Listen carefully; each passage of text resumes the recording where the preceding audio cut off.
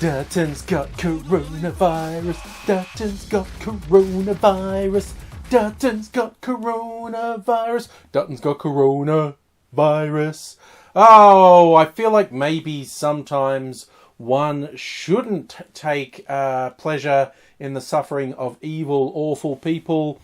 But Home Affairs Minister Peter Dutton is pretty much the personification of evil and all that is wrong with the world.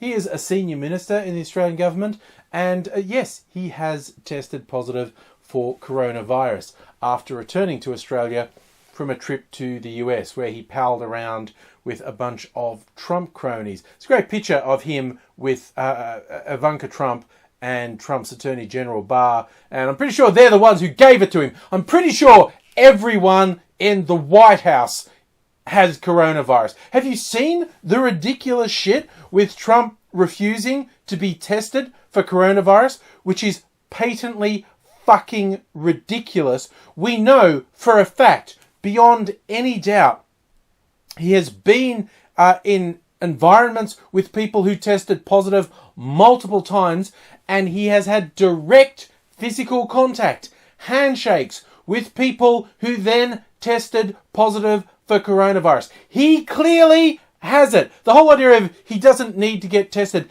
is the biggest pile of horseshit. In a situation like this, the absolute first thing the people trying to manage things will do go, well, we need to know the president's been at risk. We need to know whether or not he's going to test positive for COVID-19. And the fact that Trump's making these public pronouncements that he hasn't been tested and doesn't need to be tested means one of two things. Either he is such a petulant, whining child that he has actually refused to be tested, no matter how much people said, no, you've got to be tested, we've got to... Or the more likely case, he has been tested and people know he's positive for coronavirus, but they've sort of gone, oh, maybe we can avoid saying anything for as long as possible. I mean, in many cases, people don't develop severe symptoms. Trump, because of his age and weight, is in higher risk categories, but he might not show anything more than the sweats. And I mean, honestly, he looks fucking weird when he appears most of the time. So maybe they're banking on, maybe he won't develop severe symptoms and we can bluff our way through. Or maybe they want to avoid making a public announcement for as long as possible because they think that will reduce public panic.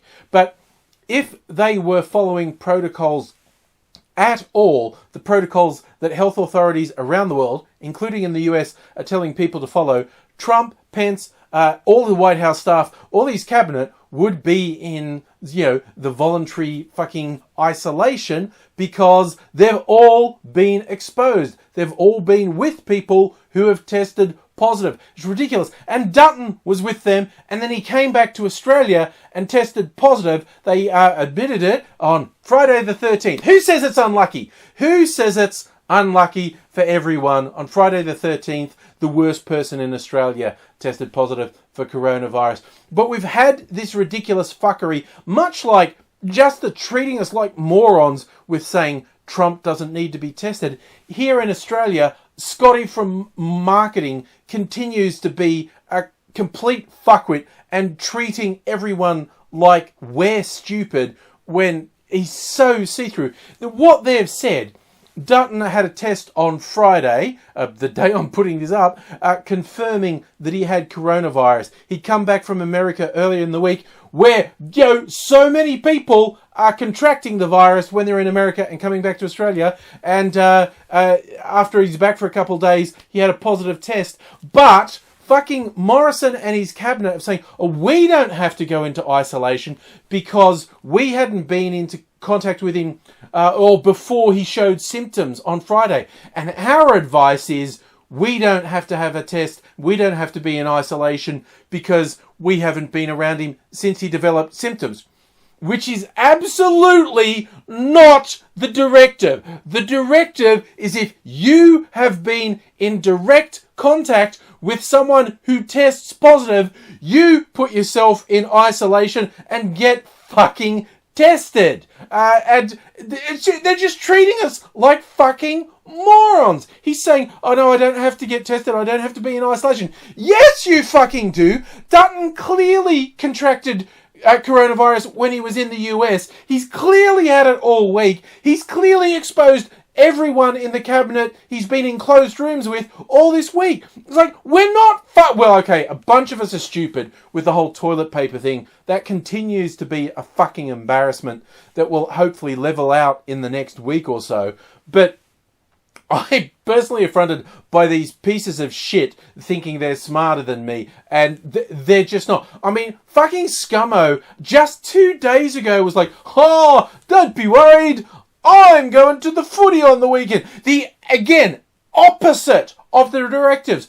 Don't be in places with large groups of people. Every large event that's been in Australia in the last week, there was a women's cricket final, there was a big music festival, and in both cases, people who attended these events tested positive for coronavirus. So thousands and thousands of people in one space with people who have this fucking virus. This is how it spreads. And only 2 days ago, Scummo's going, I'm going to the footy. Why be worried? He's since said he won't, but only because it'll be misrepresented. Yeah, no, only because medical authorities have gone, the fuck are you doing, you fucking moron? Why are you telling people that high-risk activities aren't high risk? See, there's an official directive that it comes into force on Monday saying you should avoid events with more than 500 people, which is a football game.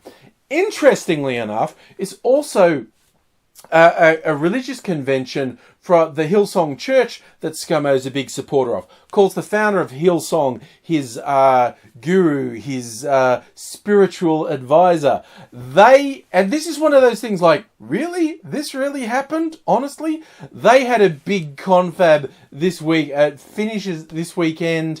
So it's not finished. As I speak, it's not finished. It's running for 2 more days.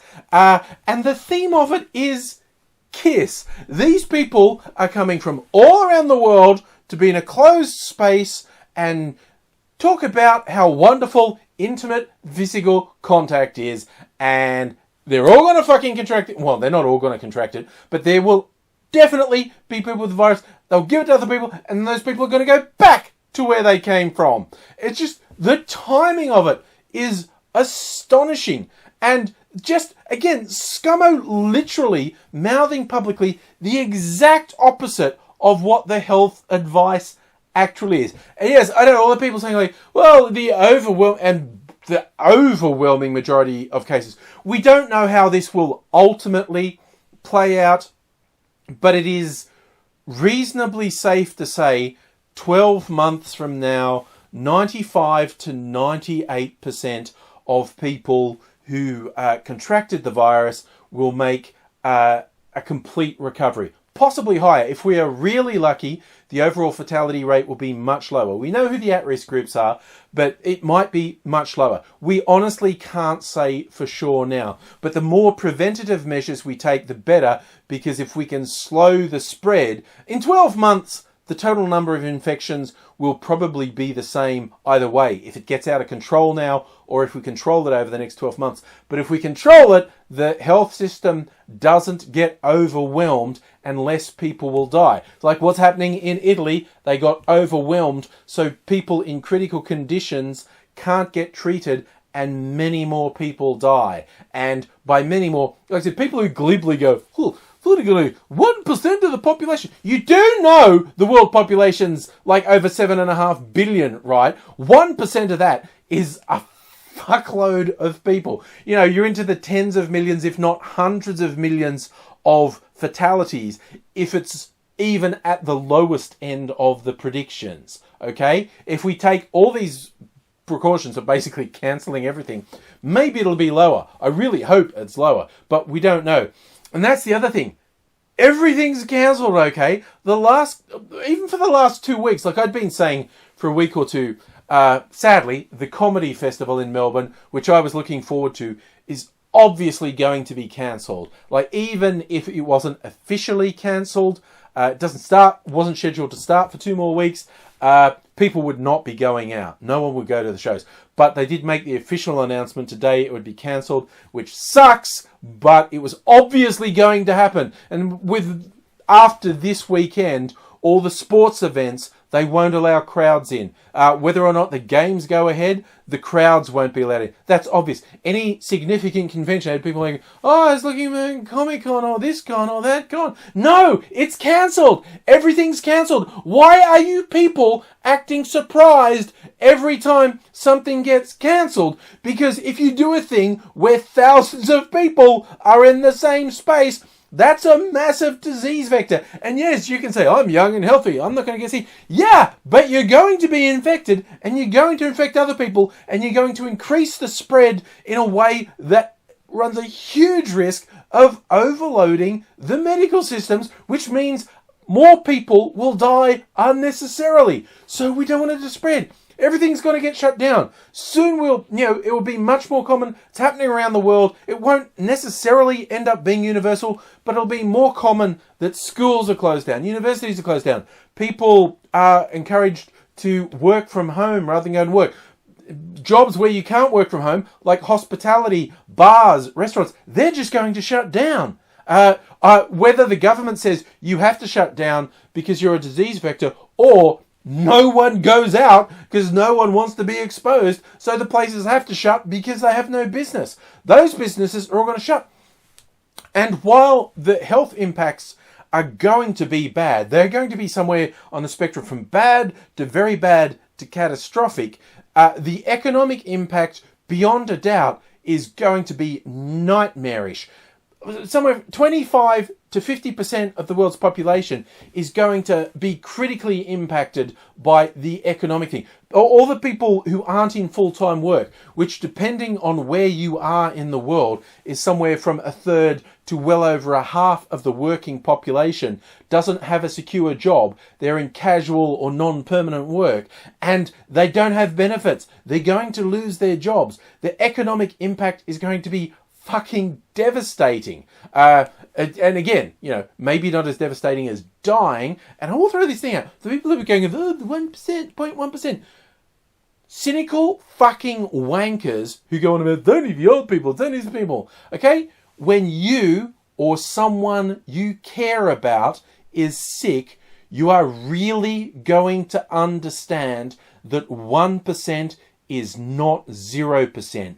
Living with the fear that you or someone you care about will die, even if the chances are comparatively low, is a fucking earth-shaking experience to go through. So stop being so fucking glib. I mean, there's no point in panicking because you can't do anything, but you can do the basic things. It's super weird to me that one of the more effective things to do remains washing your hands regularly with soap and water.